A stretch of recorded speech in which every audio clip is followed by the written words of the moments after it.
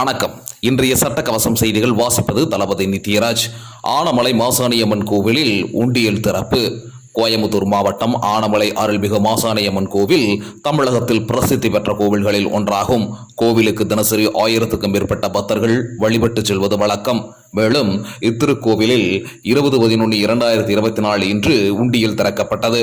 திறப்பில் 62,43,789 ரூபாய் கிடைக்கப்பெற்றது.